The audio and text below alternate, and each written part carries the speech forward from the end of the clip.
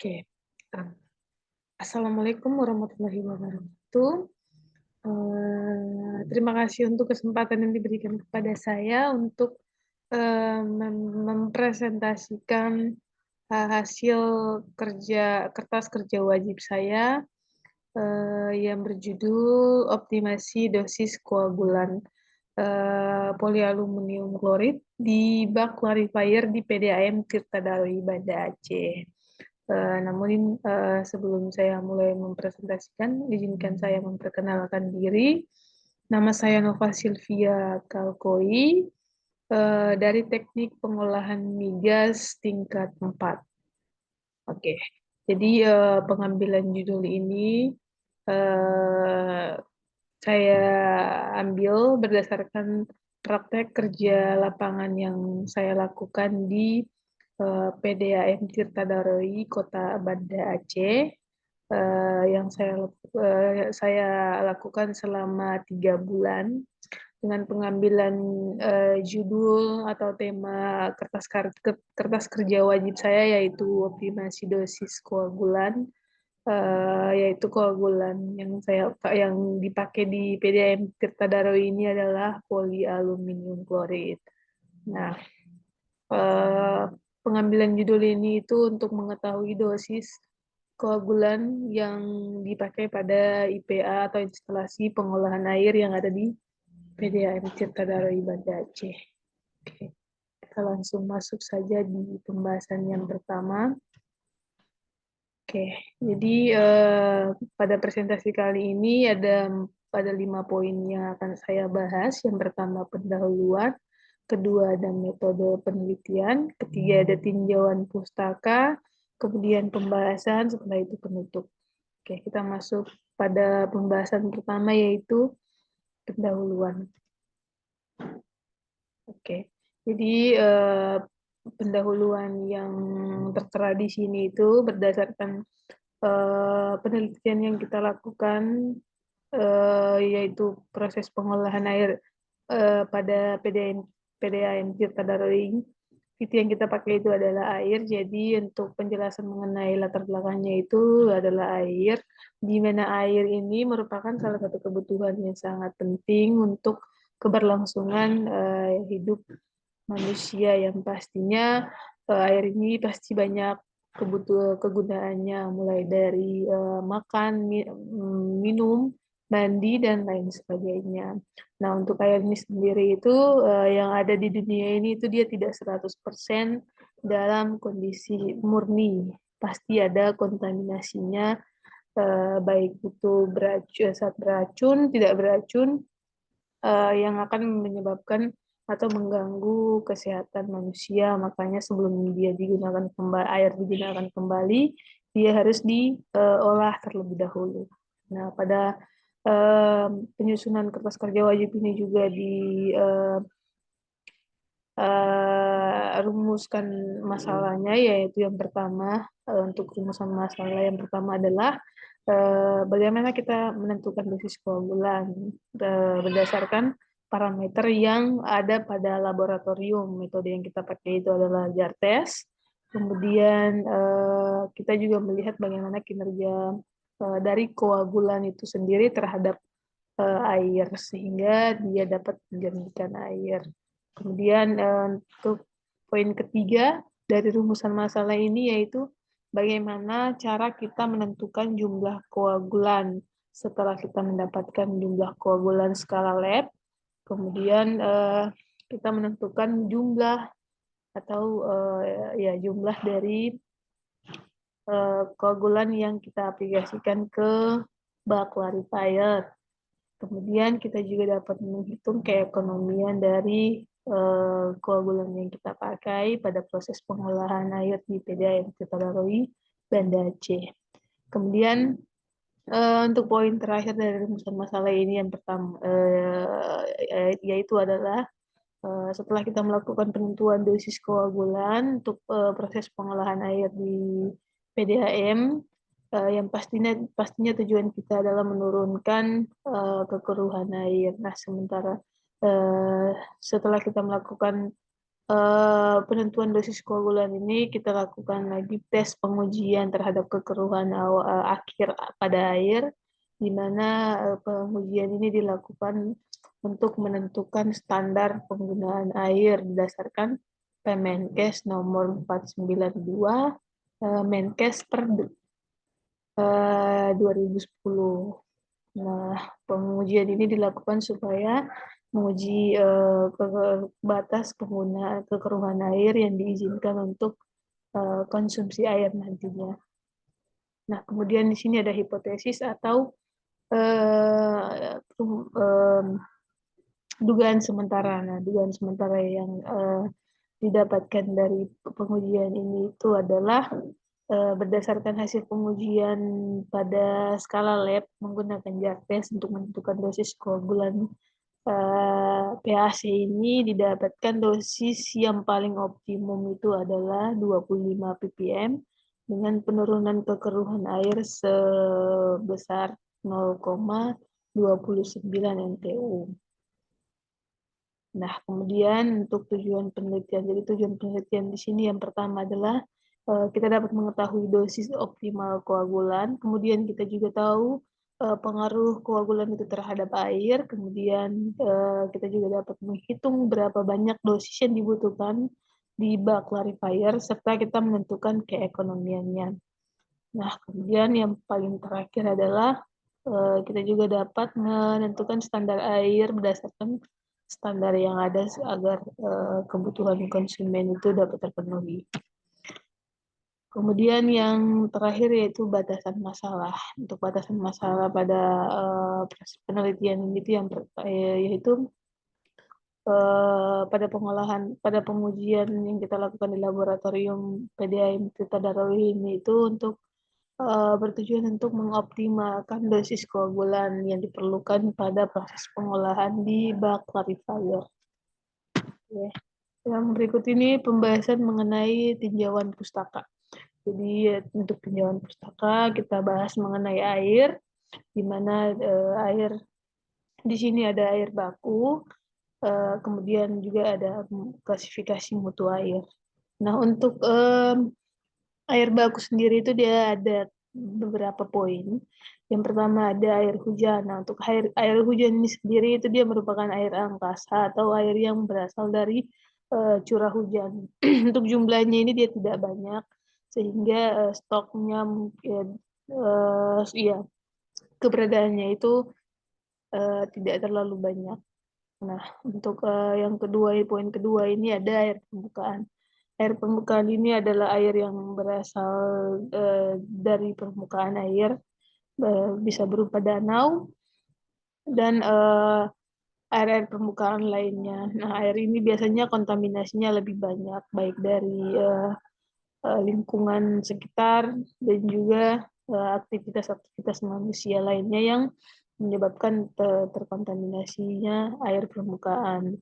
Sehingga air ini juga sebelum digunakan harus diolah kembali supaya dapat digunakan.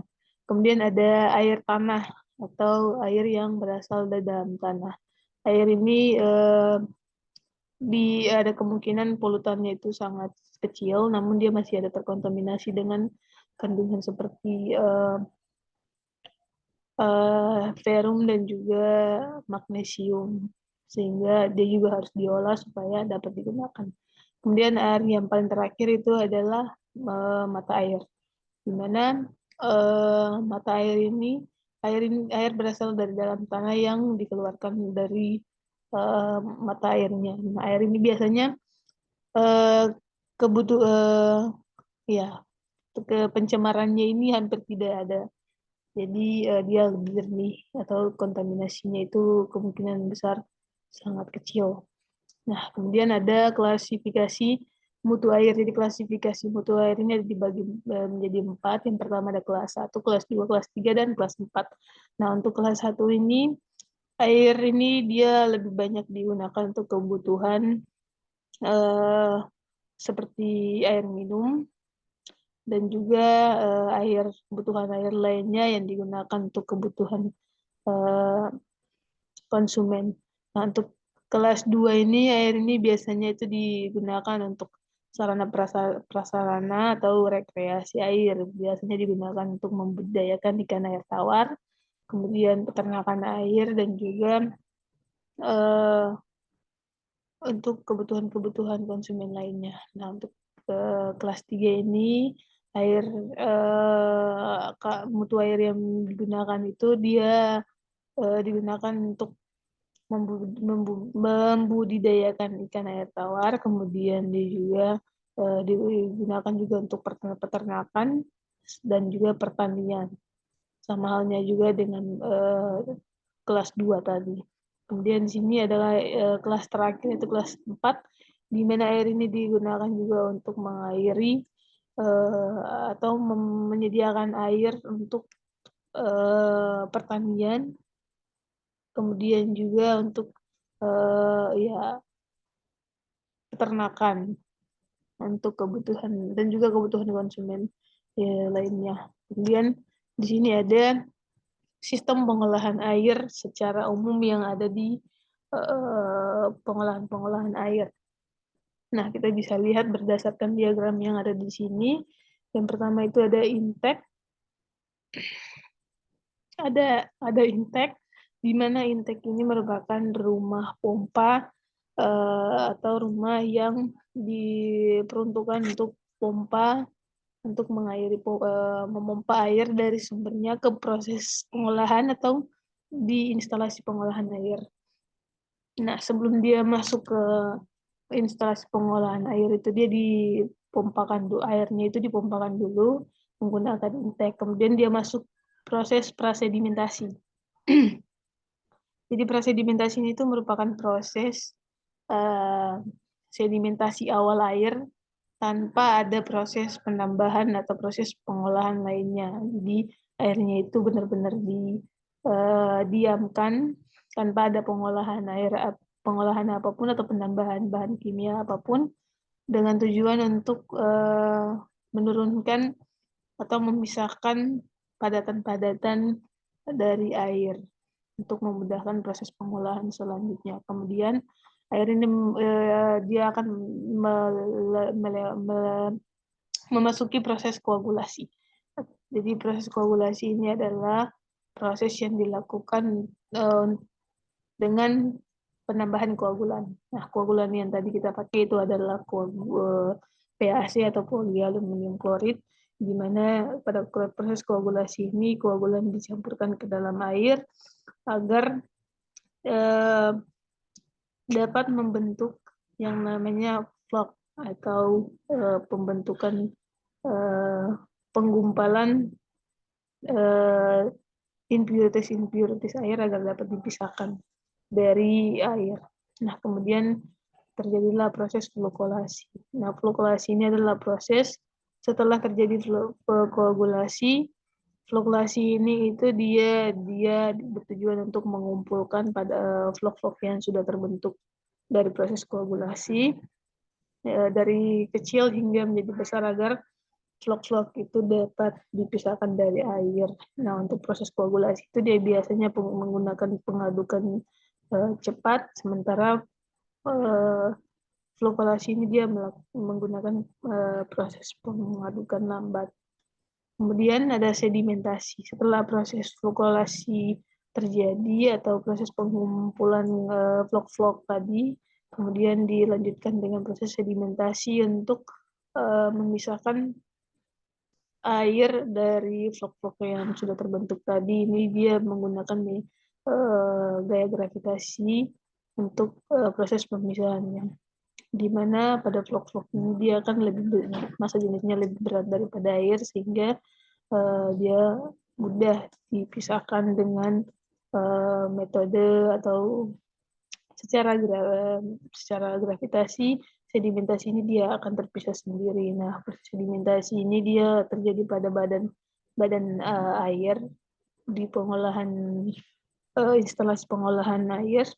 Kemudian dari sedimentasi dia lanjut ke filtrasi, di mana di filtrasi ini terjadi proses penjernihan air atau proses penyaringan pada flok-flok atau sisa-sisa impurities air atau pengotor air yang tidak dapat terbentuk pada proses koagulasi dan sedimentasi. Proses ini bertujuan untuk menjernihkan air lebih tajam lagi. Nah, kemudian setelah dia melewati filtrasi, air ini akan ditampung ke reservoir. Di reservoir ini terjadi proses disinfeksi atau penambahan disinfektan. Nah, disinfektan yang biasa dipakai di sini adalah kapur untuk menghilangkan bau serta bakteri-bakteri yang ada pada air sebelum air ini disalurkan ke konsumen.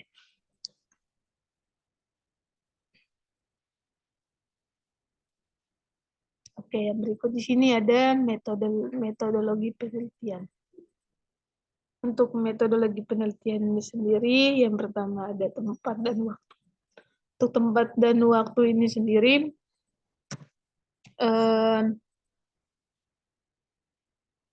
penelitian ini dilakukan di PDAM Tirta Daroy Kota Banda Aceh yang dilaksanakan pada tanggal 7 Desember 2021 sampai dengan 28 Februari 2022.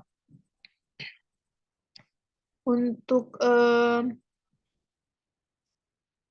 alat dan bahan yang digunakan sendiri di sini, yang pertama ada bahan, di mana bahan yang kita gunakan pada penelitian ini yang pastinya ada data kekeruhan air. Untuk menentukan dosis koagulan ini kita harus mengetahui dulu kekeruhan awal air.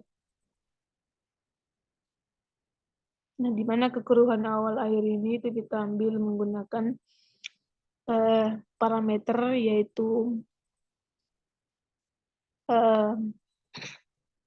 turbidimeter untuk mengecek kekeruhan air supaya kita mendapatkan data awal kekeruhan dan sesudah air kekeruhan untuk menentukan dosis koagulan. Nah, untuk alat yang kita pakai di sini adalah jar test dan alat-alat laboratorium lainnya.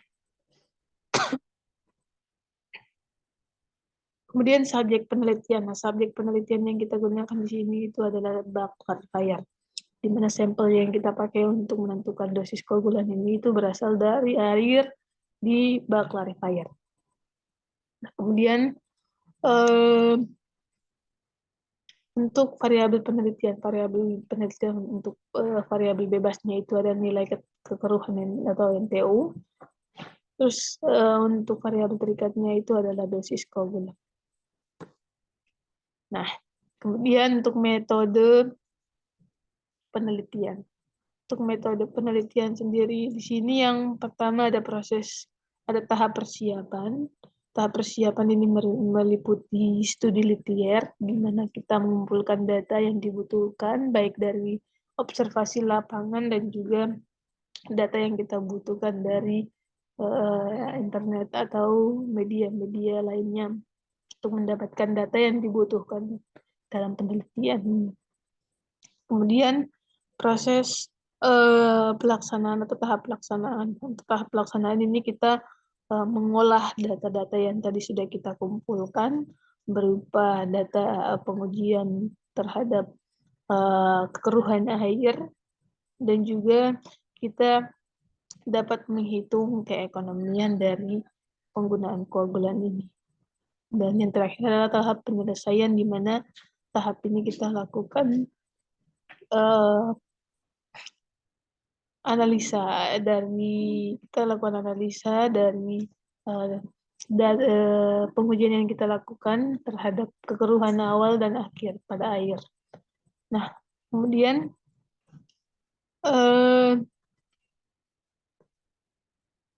untuk metode analisa di sini yang kita pakai adalah metode analisa pada dosis koagulan, di mana kita membandingkan penggunaan dosis koagulan pada sebelum dan sesudah proses pengolahan air. Nah, di sini ada flow diagram dari proses pengolahan air yang ada di PDAM Tirta Daroy. Nah, yang pertama itu adalah di sini ada intake. Nah, intake ini dipasang langsung di sumbernya. Nah, tujuannya ini pemasangan intake di sumber Sumbernya langsung ini itu bertujuan untuk mempertahankan keberlangsungannya proses pengolahan pada PDAM ini sendiri supaya dia continue. Nah, yang pertama air dipompa menggunakan pompa dimasukkan ke menara baku. Nah, di menara baku ini terjadi proses pengadukan cepat dengan penambahan koagulan PAC dan juga kapori. Nah, setelah penambahan koagulan ini dengan tujuan untuk mengumpulkan atau membentuk vlog-vlog membentuk vlog-vlog berupa dari padatan yang ada di dalam air. Kemudian setelah dia terbentuk vlog-vlog, dia akan melalui proses sedimentasi yang ada pada bak clarifier 1 dan 2. Nah, di bak clarifier 1 dan 2 ini dia akan memproses atau akan mensedimentasikan air yang melewati proses dari menara baku, di mana tujuannya itu memisahkan vlog-vlog yang sudah terbentuk dari proses yang sudah dilalui dari menara baku supaya proses pemisahan atau sedimentasinya itu berjalan dengan baik. Nah, kemudian setelah dari bak clarifier, air akan dimasukkan lagi ke pulsator 1 sampai pulsator 4 berdasarkan pembagiannya. Nah, untuk pulsator ini itu dia digunakan untuk memperluas permukaan air. Jadi masih sama dengan bak clarifier, sama-sama dia berproses untuk mensedimentasikan air yang sudah membentuk vlog-vlog tadi. Nah, di dalam pulsator dan clarifier ini dipasang yang namanya lamela atau semacam plat dari seng yang dipasang dengan kemiringan 45 derajat dengan tujuan untuk menahan vlog-vlog yang sudah terendapkan di dasar air agar tidak terikut pada proses selanjutnya. Nah, kemudian baru dari pulsator barulah air ini dimasukkan ke filtrasi untuk pemisahan lebih jernih lagi, untuk menjernihkan air lebih jernih lagi. Nah, di sini media penyaringan dari filter ini sendiri adalah pasir silika. Kemudian setelah melalui proses filtrasi, barulah air ini akan disimpan di reservoir 1 sampai 4 sampai 3. Nah, dari reservoir ini dia akan ditambahkan yang namanya disinfektan untuk menghilangkan bau dan juga kuman-kuman yang ada pada air. Air itu baru bisa disalurkan ke konsumen.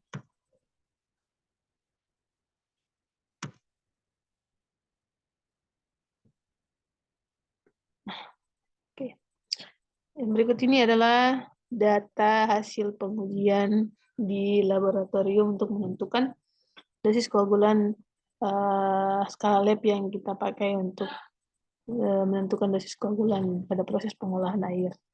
Nah, bisa kita lihat sendiri pada pengujian ini ada 4 dosis yang kita gunakan. Yang pertama ada dosis dengan dosis 10 ppm atau miligram per liter, kemudian ada 15 ppm, 20 ppm sampai dengan dan 25 ppm, di mana dari keempat dosis ini kita cari dosis yang paling optimum. Kita menggunakan jar tes untuk menentukan dosis yang paling optimum dari keempat dosis ini. Nah, setelah kita lakukan pengujian, hasil akhir kekeruhan air dari awalnya kekeruhan air itu 34, dia setelah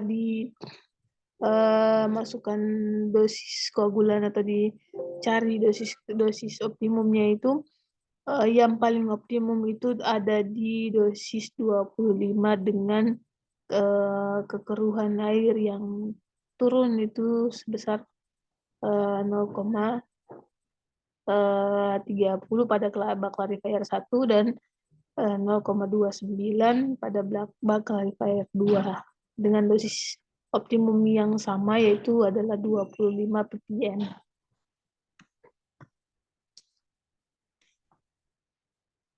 Nah, Dari dosis yang kita dapatkan, kita lakukan estimasi biaya penggunaan koagulan, di mana kita mencari dulu estimasi koagulan. Koagulan yang didapatkan itu adalah 60 juta 840 liter per harinya. Nah, kemudian untuk kebutuhan PAC itu didapat 1.521,0 kilogram per harinya. Nah, untuk estimasi perhitungan kita dapatkan biaya koagulan per tahunnya itu sebesar 2.190.240.000 per tahunnya. Oke, dari estimasi tersebut kita dapat mengambil kesimpulan. Yang pertama, berdasarkan pengujian JARTES ini kita lakukan untuk menentukan dosis koagulan itu, dosis yang kita dapatkan adalah yang paling optimum itu adalah 25 ppm dengan kekeruhan pada bak clarifier 0, bak clarifier 1 0, ya 0 sebesar 0,30 ppm. Kemudian pada bak clarifier 2 itu kekeruhannya menurun sampai 0,29 ppm. Nah, kemudian poin berikutnya ini berdasarkan hasil pengujian parameter yang diuji itu dosis yang digunakan untuk membentuk vlog itu lebih cepat dengan ukuran vlog yang lebih besar, maka semakin cepat pula pengendapan dan lumpur yang dihasilkan juga lebih banyak sehingga nilai turbidity-nya semakin kecil.